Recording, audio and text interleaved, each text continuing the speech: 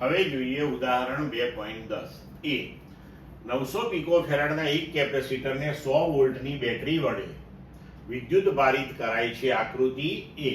આકૃતિ કેટલી સ્થિત વિદ્યુત ઉર્જા કેપેસિટર વડે સંગ્રહ પામશે? બી. કેપેસિટરનું બેટરીથી જોડાણ દૂર કરી બીજા 900 પિકોફેરાડના વિદ્યુતભાર વિહીન કેપેસિટર સાથે જોડવામાં આવે છે. આકૃતિ બી. હવે આ તંત્ર વડે કેટલી સ્થિત વિદ્યુત ઉર્જા સંગ્રહ પામશે? તો હવે આપણે પહેલા એક કિસ્સો જોઈએ. તો કેપેસિટર પરનો વિદ્યુત ભાર કેટલો થશે? તો Q બરાબર CV. તો C નું મૂલ્ય છે 900 પિકોફેરાડ, એટલે 900 into 10⁻⁻12 ફેરાડ into V, એટલે 100 વોલ્ટ. તો આ થયું 9 into 10⁻8 કુલમ. હવે આપણે તેમાં સંગ્રહિત સ્થિત વિદ્યુત ઉર્જા ગણવાની છે. તો તેનું આપણી પાસે સૂત્ર છે કે U બરાબર ½ CV². તો ડાયરેક્ટ તમે અહીંયા C અને V નું મૂલ્ય ગોઠવીને પણ ગણી શકો છો. બીજું સૂત્ર છે Q²/2C.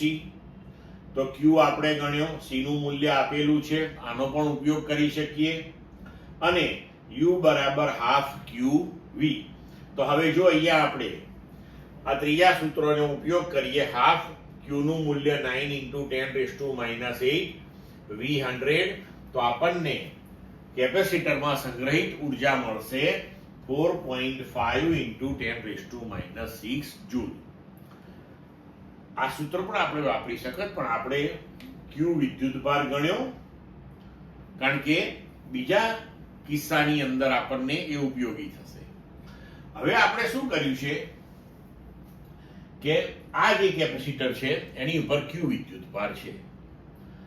હવે એને આપણે બેટરીથી અલગ કરી દીધો અને તેના જેવા જ 900 એટલે કે 900 પિકોફેરાડ વાળા કેપેસિટર સાથે જોડી દીધું. હવે બંને કેપેસિટરના મૂલ્યો સમાન છે, એટલે વિદ્યુત ભારની વહેંચણી સમાન થશે. એટલે હવે જ્યારે આપણે આ બીજા કિસ્સાનો વિચાર કરીશું ત્યારે બંને કેપેસિટર ઉપર Q/2 વિદ્યુત ભાર પ્રસ્થાપિત થશે. બરોબર છે? તો હવે આ તંત્રમાં સંગ્રહિત કુલ ઉર્જા કેટલી? તો આપણે બંને કેપેસિટરમાં સંગ્રહિત સ્વતંત્ર ઉર્જા ગણીએ આપણે. બરોબર? તો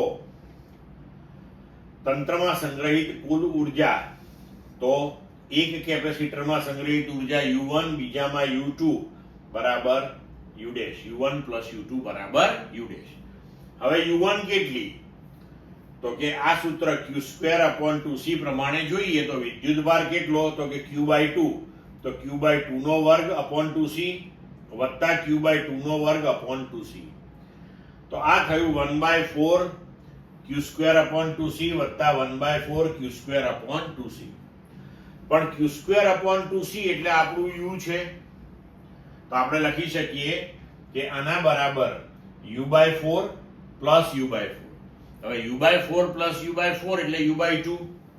તો કેપેસિટરમાં એટલે કે આ તંત્રમાં સંગ્રહિત કુલ ઉર્જા U/2 થઈ. U તો આપણે ગણેલું છે 4.5 into 10⁻6, એનું મૂલ્ય ગોઠવી દઈએ.